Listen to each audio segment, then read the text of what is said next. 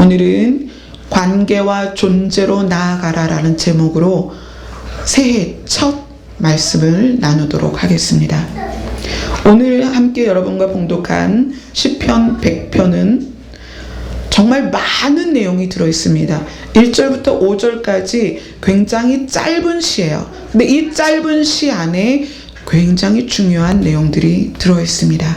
자, 처음 1절을 보겠습니다. 온 땅이여, 온 땅이여. 이것은 무슨 말씀이냐면 모든 생명을 가진 생명들이여 여호와께 즐거운 찬송을 불러야 한다. 부르자. 왜냐하면으로 넘어가겠습니다. 기쁨으로 여호와를 섬기며 노래하면서 그의 앞에 나아갈지어다. 왜냐하면 왜 모든 생물들이 하나님을 찬양해야 되고 그를 기뻐해야 되고 그리고 그 앞에 나아가야 되는가? 왜냐하면 3절에 이렇게 이야기합니다. 여호와가 우리 하나님이다. 여러분은 지금 이 시간에 왜 여기에 나와 계십니까? 남들 다 자야 하는 시간에 또는 술집에서 술을 먹고 막년회를 하고 파티를 하는 이 시간에 여러분은 여기에 왜 나와 계실까요?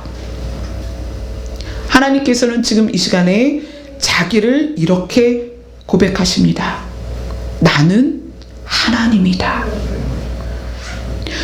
여호와가 우리 하나님이신 줄 너희는 알지어다. 하나님께서 말씀하시는 거예요. 나는 하나님이다. 그 얘기는 뭐냐면 나 외에 다른 신이 없다는 거예요. 이것이 여러분의 고백이 된다면 여러분 마음 안에 두려움도 걱정도 근심도 없어야 돼요. 왜냐하면 하나님이 나의 하나님이라며. 그럼에도 불구하고 우리가 여기에 나와 있음에도 불구하고 우리에게 근심과 걱정과 염려들이 뒤따라오고 내가 그것에 쌓여 사는 이유가 뭘까요? 우리 안에 하나님을 향하여 나의 하나님이라는 고백이 없기 때문에 그래요. 그 믿음이 없기 때문에 그래요. 자, 그 다음에 하나님의 정체성을 이렇게 이야기하십니다. 3절에 그는 우리를 지으시니요. 하나님과 우리의 관계를 이야기하고 있습니다. 그는 우리를 지으시니요. 그분은 창조주고 우리는 피조물이라는 거예요.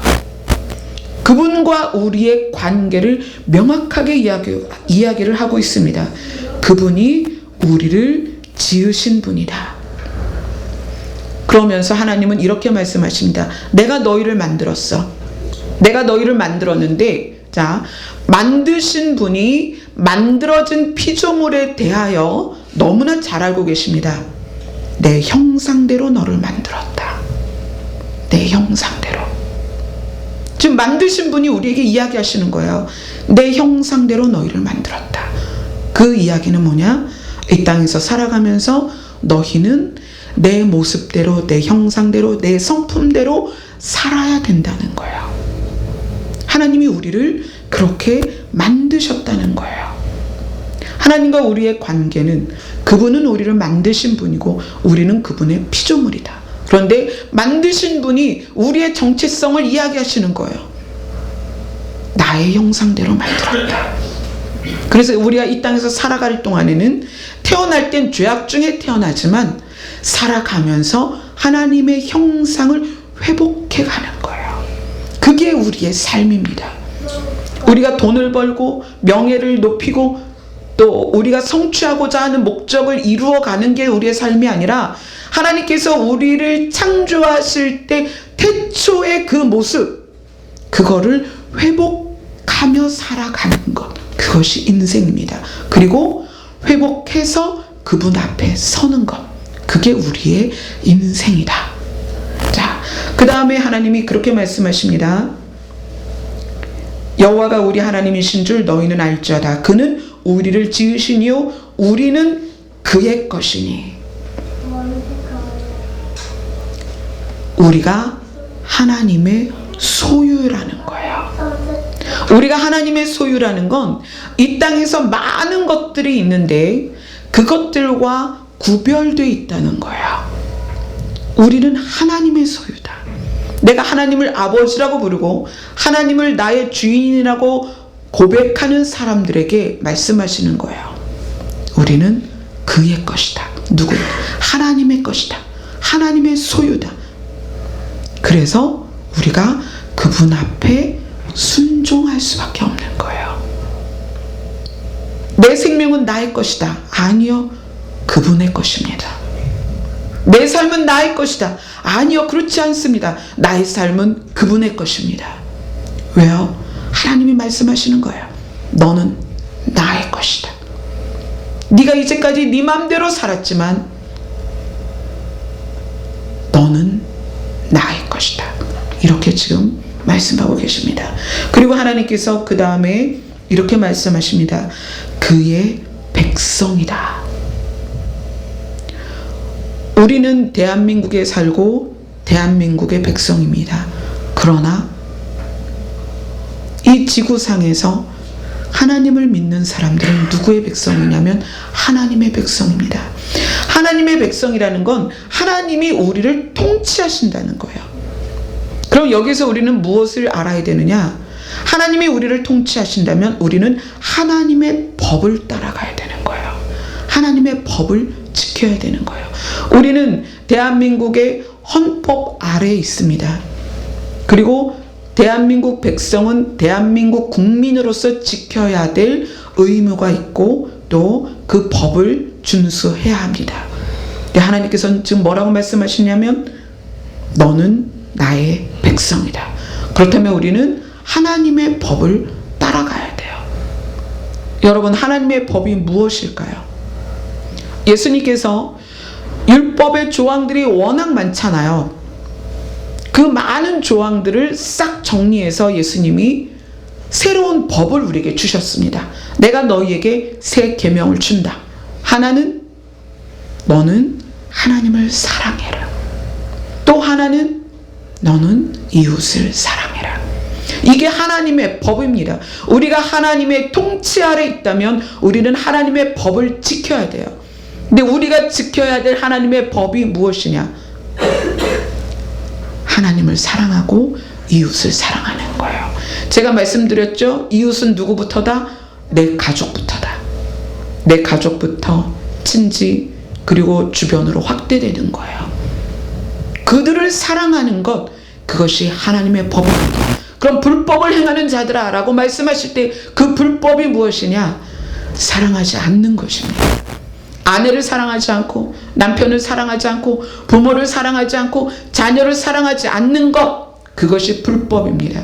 그래서 예수님이 뭐라고 말씀하세요? 주여 주여 하는 자마다 다 하나님 나라에 들어가는 것이 아니다. 불법을 행하는 자들아 나에게서 떠나가라. 그렇게 말씀하십니다. 그 불법이 뭐예요?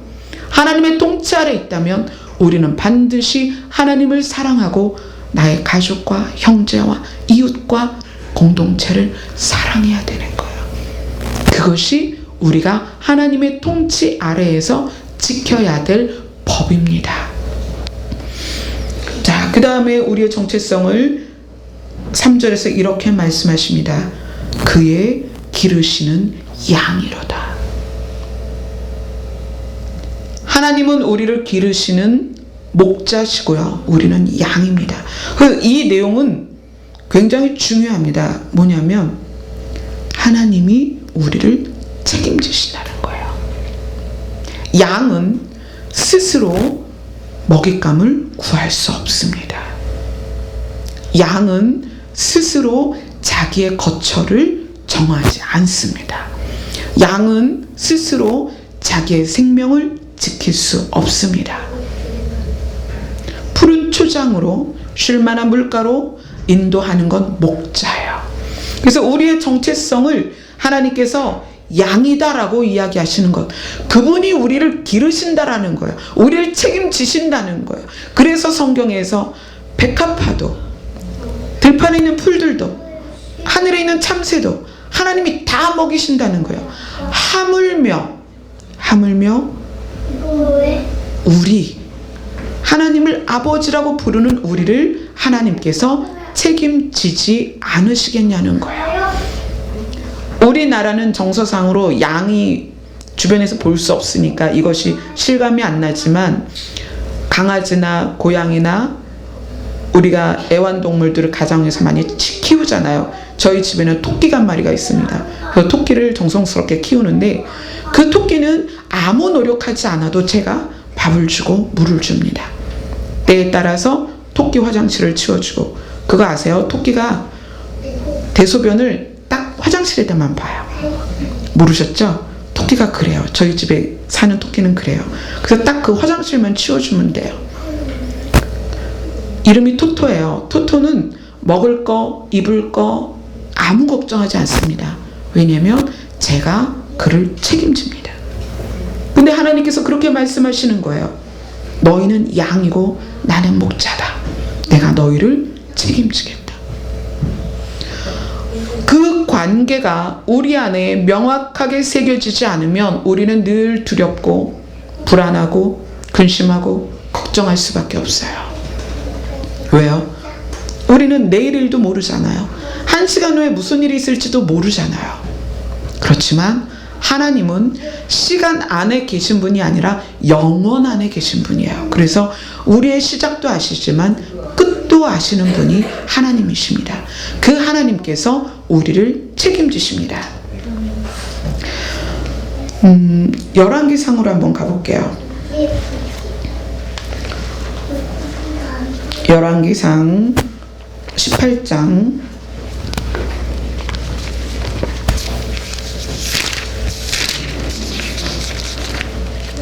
열왕기상 18장 21절입니다.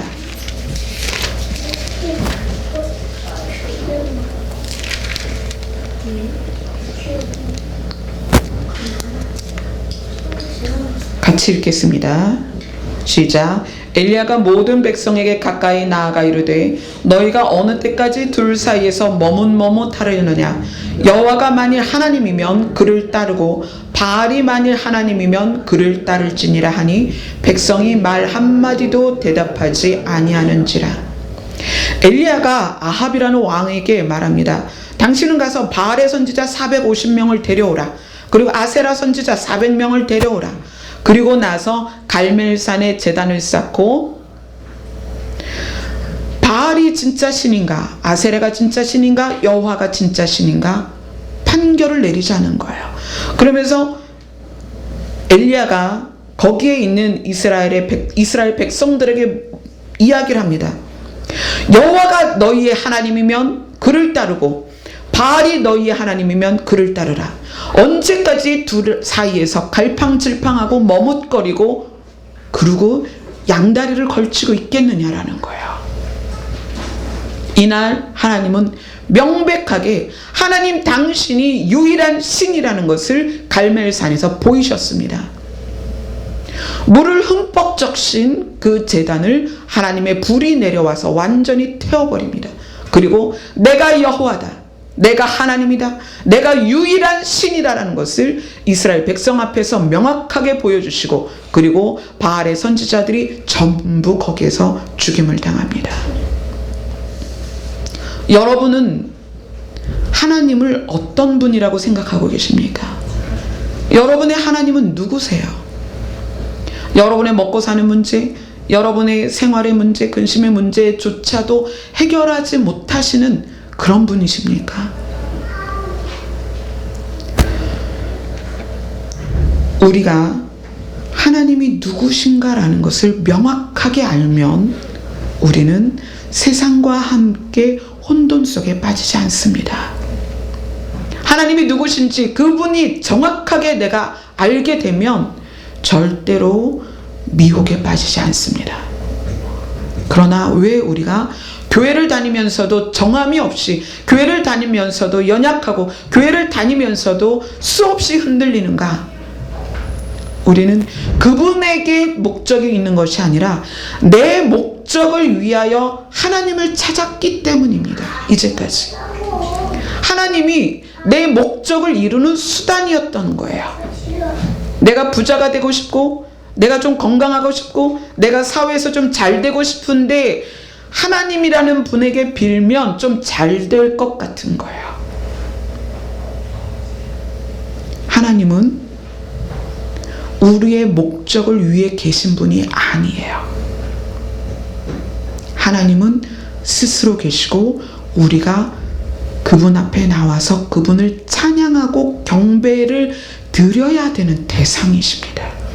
그래서 하나님께서 자기 자신과 사람과의 관계를 오늘 시편 100편에서 그렇게 명확하게 말씀하십니다. 여호와 우리 하나님 유일하신 신이세요. 또 나는 너희를 만든 사람을 만든 창조주다. 내가 너희를 책임지고 내가 너희를 통치한다.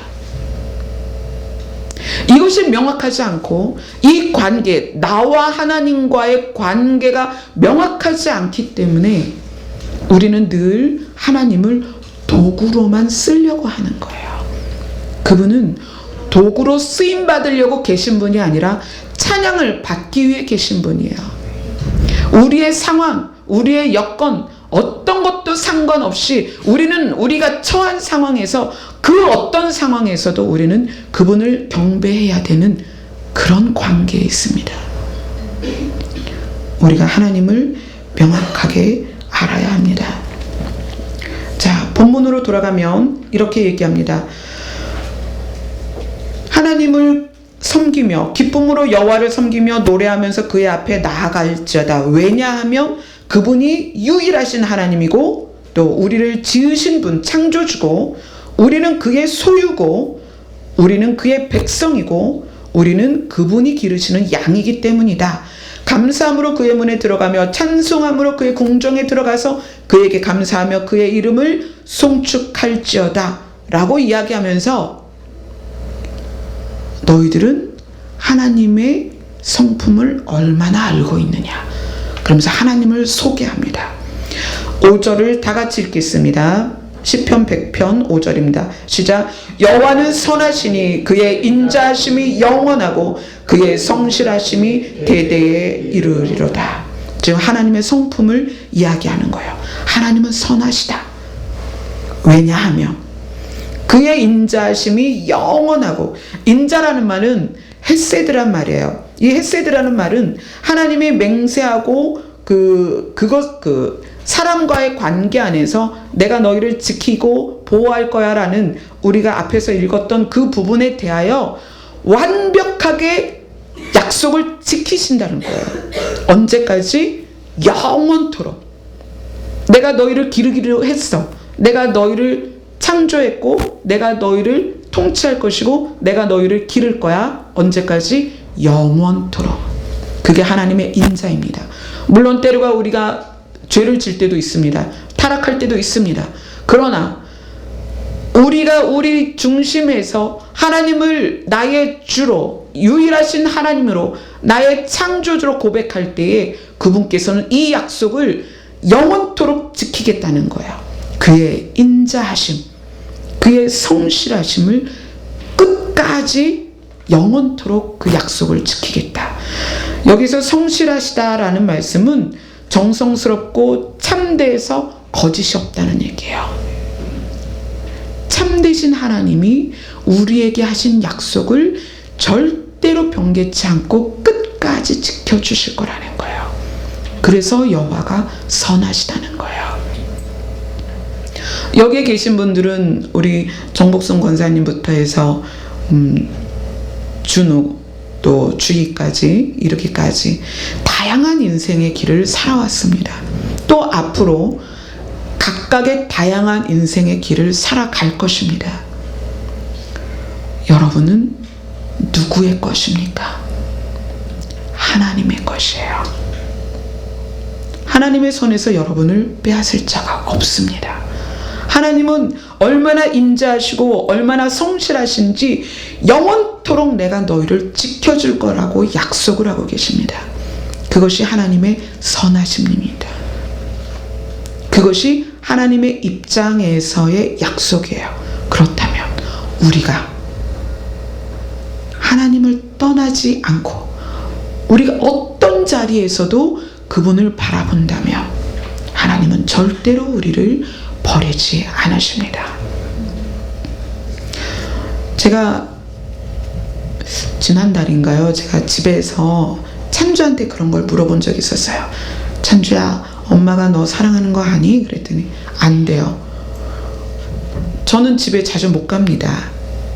아침에 한 번, 어쩔 때는 아침에 한 번, 저녁에 한 번, 잠깐씩밖에 얼굴을 못 봐요.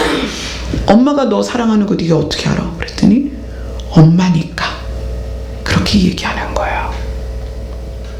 그게 무슨 말이냐면 하나님은 우리를 만드신 분이에요.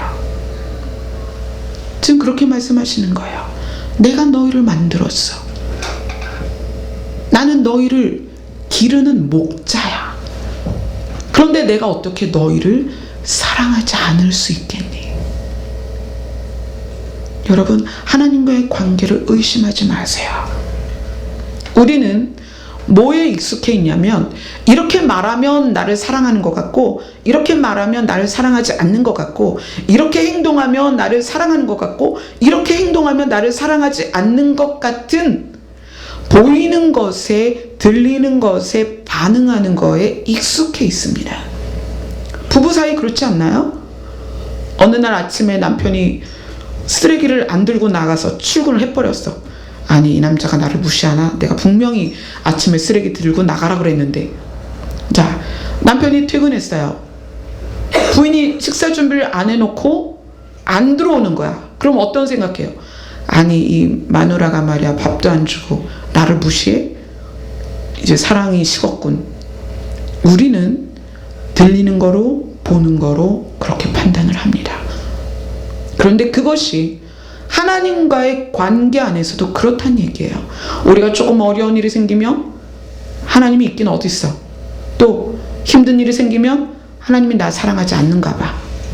또 내가 조금만 어떤 미혹이나 죄에 빠져서 내가 실족하게 됐을 때 하나님 나 구원하지 않을 거야. 그렇게 생각합니다. 그러나 하나님은 당신의 관계를 우리에게 명확하게 이야기하십니다. 내가 너희를 지었다. 내가 너희를 책임질 것이다. 내가 너희를 다스릴 것이고 내가 너희를 기를 것이다. 그 이야기는 우리가 어떤 상황, 어떤 환경, 어떤 문제에 있을지라도 우리가 그분 앞에 나아가면 그분은 우리를 책임져 주십니다. 어떤 상황에서도 그분은 우리를 버리지 않습니다. 어떤 상황에서도 그분은 우리를 외면하지 않습니다. 여러분이 인생을 살아가면서 어떠한 일을 만나고 어떠한 경험을 하고 어떤 상황에 있을지라도 하나님의 사랑, 우리를 향한 영원하신 그의 선하심, 그의 인자하심, 그의 성실하심, 영원하신 그분의 선하심을 절대로 잃어버리지 마세요. 저는 여기 있는 학생 여러분에게 특별히 말하고 싶어요. 우리 학생들이 청소년기를 지나가다 보면 심리적으로 불안해지고 또 많은 갈등이 생기게 되고, 그리고 사춘기를 지나서 또 성인이 되어가면서 여러 가지 일들을 경험합니다. 어쩔 때는 세상이 나를 외면하는 것 같고, 부모가 나를 미워하는 것 같고, 친구들이 나를 따돌리는 것 같고, 그렇게 힘들 때가 있을 거예요. 이걸 기억하세요. 하나님은 여러분을 절대로 외면하지 않습니다. 하나님은 끝까지 여러분을 사랑하십니다. 그래서 우리는 뭐에 집중을 해야 되냐면 하나님이라는 그 분 존재에 집중해야 돼요. 그분이 해 주실 수 있는 것, 그분이 할 수 있는 것, 그분의 능력이 아니라 하나님이라는 존재를 여러분 생각해 보세요. 나는 하나님과 어떤 관계에 있는가? 나는 하나님과 친한가? 나는 정말 하나님을 알고 있는가? 나를 다스리시고 나를 통치하시고 나를 지으시고 나를 기르시는 하나님에 대해서 여러분 얼마나 알고 계십니까? 또 그분과 여러분은 소통을 하고 계십니까? 하나님은 우리가 태어나는 순간부터 지금까지 끊임없이 우리를 향하여 말씀하십니다. 얘야, 내가 너를 사랑한다. 나를 좀 봐라. 너 왜 그렇게 불안해하니? 내가 너를 도와줄 건데. 너 왜 자꾸 세상으로 나아가니? 하나님께서 성경에서 심판을 말씀하시는 건 혼내주겠다는 의도가 아니에요. 너 거기로 가면 잘못돼. 거기로 가면 다리가 끊어져 있어. 거기는 길이 무너져 있어. 안 돼. 글로 가면 안 돼. 글로 가면 너희들이 다치고 상하고 죽을 수도 있어. 그래서 하나님이 심판을 말씀하시는 거예요. 심판이 목적이 아니라 심판을 말씀하시는 목적은 구원하기 위함입니다. 지켜주기 위함이고요. 돌보시기 위함이에요. 여러분이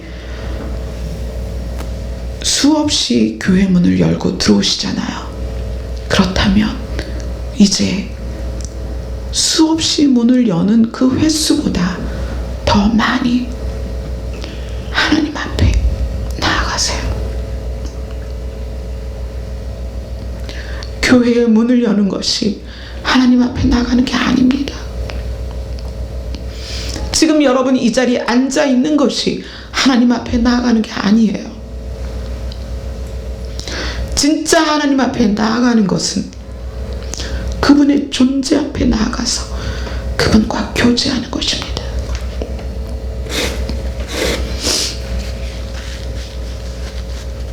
그분이 태초에 천지를 창조하시고 지금까지 너무나 열심히세요.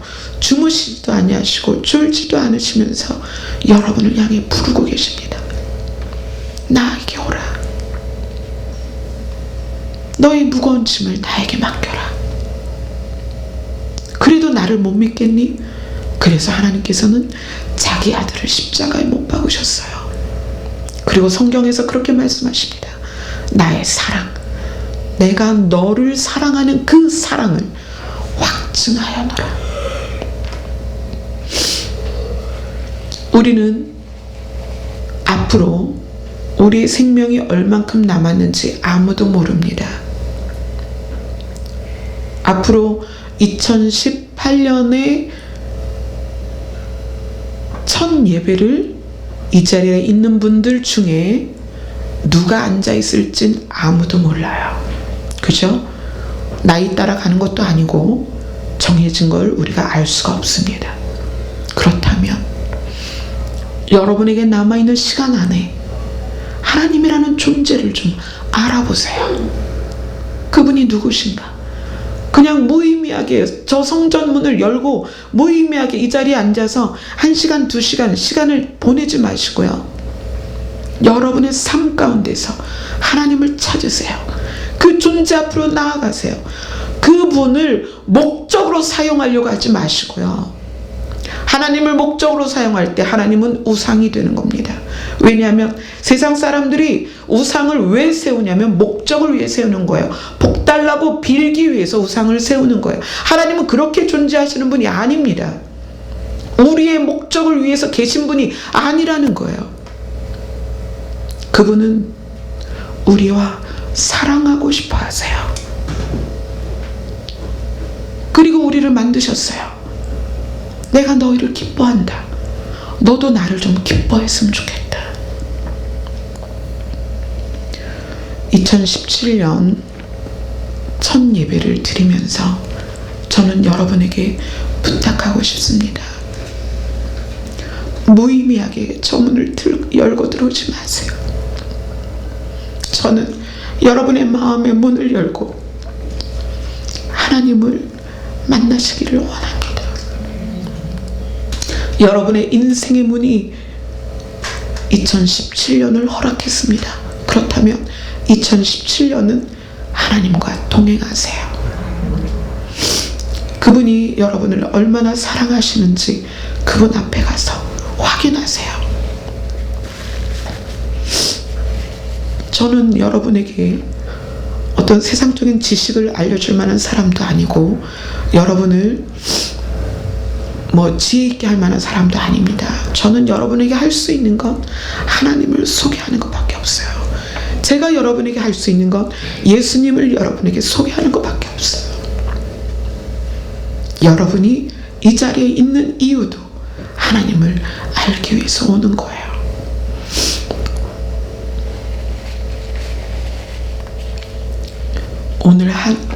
오늘을 시작으로 2017년은 여러분과 하나님 사이에 아름다운 러브 스토리가 있기를 소원합니다. 하나님과의 러브 스토리가 오늘부터 시작되기를 소원합니다. 기도하겠습니다.